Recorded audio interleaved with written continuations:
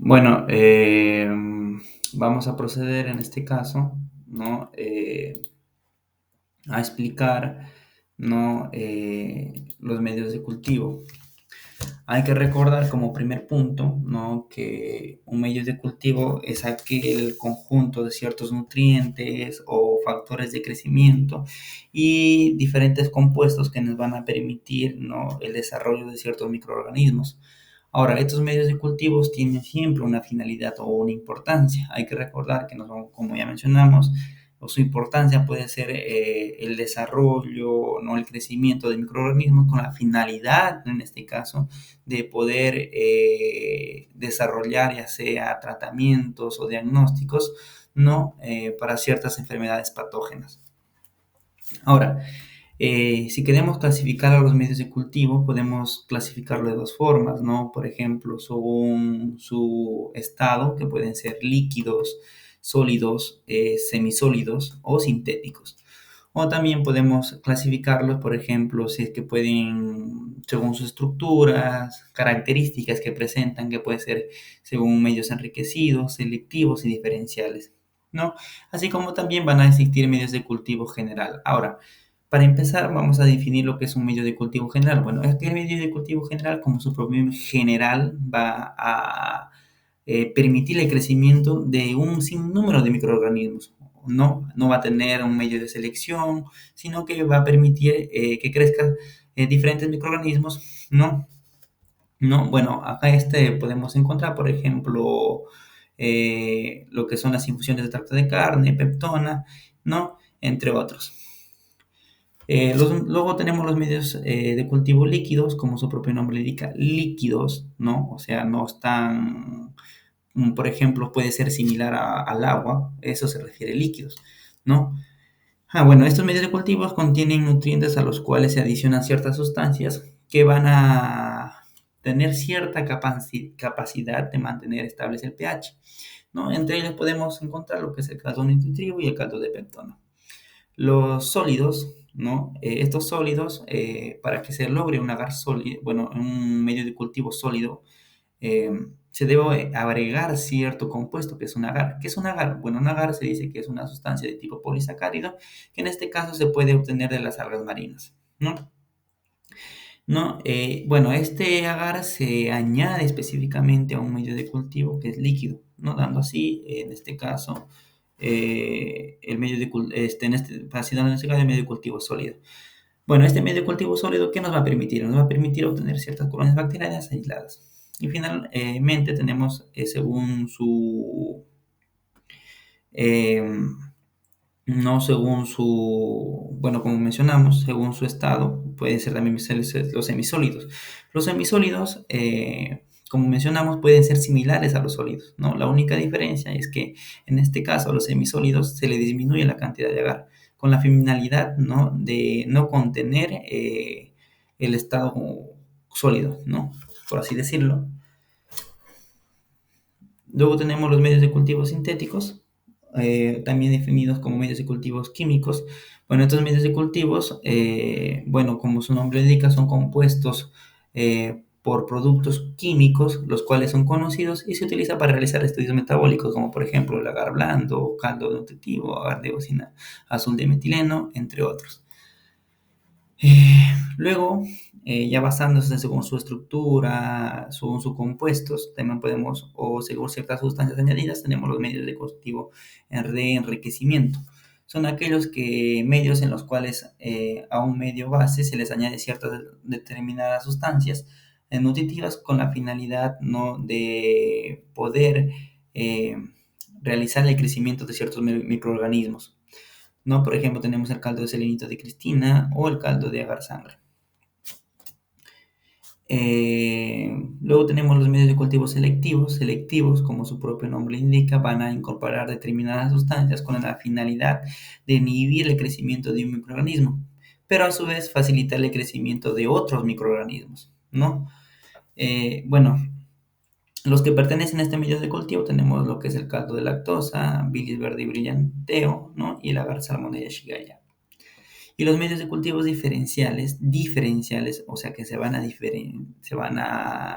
por así decirlo, tener características diferentes, van a incorporar ciertas sustancias que nos van a permitir diferenciar entre diferentes tipos de microorganismos, como vamos a hablar más adelante. Ya una vez mencionado tipo los medios de cultivo, vamos a hablar en este caso los tipos de agares, ¿no? Bueno, los medios de cultivo enriquecidos o los que vamos a encontrar son aquellos que van a permitir la mayoría del crecimiento de gérmenes, pero algo muy característico que deben mencionar acá es que no necesitan condiciones exigentes. Como podemos observar, existen 5 medios de cultivos enriquecidos, el cual puede ser agar sangre, y este puede contener dos cosas, un medio basal y sangre, ¿no? Como su nombre le dice. El medio basal puede tener soja de tripticasa, infusión de cerebro o de corazón y lo que es la base de brusella. Y en sangre puede ser una sangre de oveja, caballo, conejo. Agar chocolate. Bueno, el agar chocolate es muy característico, ¿no? ¿Por qué podemos decir que es un medio modificado? Porque, bueno, en este caso se puede agregar sangre o mioglobina, ¿no? Que al ser calentada va a dar un color muy característico, que es el color marrón, ¿no? El cual, debido a este color, se le menciona que es agar chocolate, ¿no? Permite el crecimiento, como mencionamos, de la mayoría de las bacterias. Luego tenemos el agar Müller-Hinton. Bueno, este agar es recomendado para estudios convencionales de sensibilidad bacteriana y se va a componer de ciertos extractos como por ejemplo de ternera, caseína, sales, cationes divalentes y almidón soluble. Luego tenemos el caldo de tioglicato, ¿no? Este se va a caracterizar porque va a permitir recuperar cantidades pequeñas de bacterias, ya sean estrictamente aeróbicas o anaeróbicas, ¿no? Y se van a emplear diferentes compuestos como caseína, glucosa, extracto de levadura, cisteína, y como su propio nombre dice, caldo de tioglicato, entonces glicato de sodio, ¿no? Y finalmente, para terminar con los tipos de agares no selectivos enriquecidos, tenemos el agar de destroza saborrao, ¿no? El cual va a contener caseína, tejido animal digeridos y ciertos suplementos como la glucosa, ¿no? Con la finalidad para aislar ciertos hongos. Luego tenemos los medios de cultivo selectivos y diferenciales, ¿no? Como ya mencionamos, van a contener ciertas sustancias que les van a permitir identificar, ¿no? En este caso, los microorganismos en una mezcla. Tenemos el agar McConkey, ¿no? Que es muy selectivo para bacterias gram negativas, ¿no? Y a su vez es diferencial, ¿no? Para distinguir bacterias que van a fermentar la lactosa y las que no. Va a incluir ciertas peptonas digeridas, sales biliares, lactosa, rojo neutro y cristal violeta. Algo que podemos mencionar acá es que las bacterias que fermentan la lactosa van a producir ciertos ácidos, los cuales van a precipitar estas sales biliares, ¿no? Entonces, esta precipitación va a dar un color muy característico, que es el color rojo neutro, que es el indicador. Luego tenemos el agar salamanditol, que es selectivo para el aislamiento de estafilococos y va a contener específicamente extractos de caseína, ¿no? Y tejidos de animales digeridos, así como también, por ejemplo, extractos de ternera y manitol, como es el principal esencial, ¿no? Al igual que el agar de McConkey, ¿no? Bueno, podemos decir que el estafilococcus no puede crecer en presencia de ciertas elevadas concentraciones de sal, ¿no? En la cual puede fermentar el manitol, lo cual produce ciertas colonias de color amarillo, ¿no? En este agar característico. Luego tenemos el agar XLD, bueno, pues una abreviatura que le he dado, ¿no? Su nombre real es el agar silosa lisina desoxilicato, ¿no? Y es utilizado para la detección de salmonella, shigella lo que son, ¿no? En cultivos, en este caso, entéricos, ¿no? Y van a incluir ciertos extractos de levadura, como por ejemplo, como su nombre le indica, silosa, lisina, ¿no? También lactosa, sacarosa, ¿no? Desoxilicato sódico, tiosulfato sódico, citrato de amonio férrico y rojo fenol.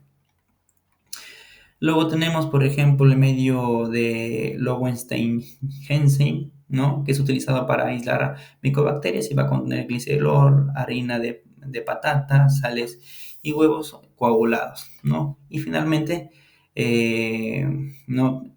tenemos el agar Middelbrook, ¿no? Que es empleado para el aislamiento de micobacterias y va a contener sales biliares, va a contener sales, vitaminas, ¿no?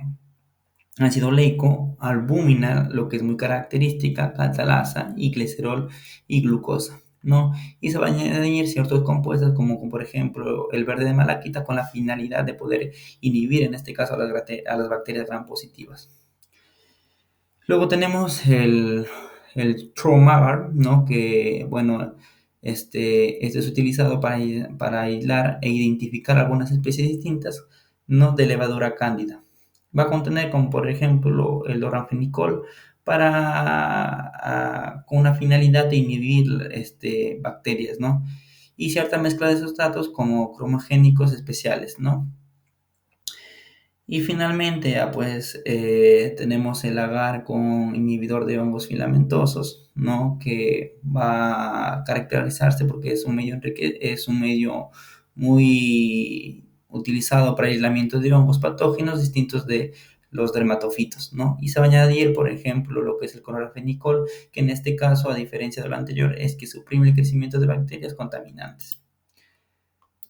Bueno, eso ha sido todo con referente a los medios de cultivo, ¿no? Gracias.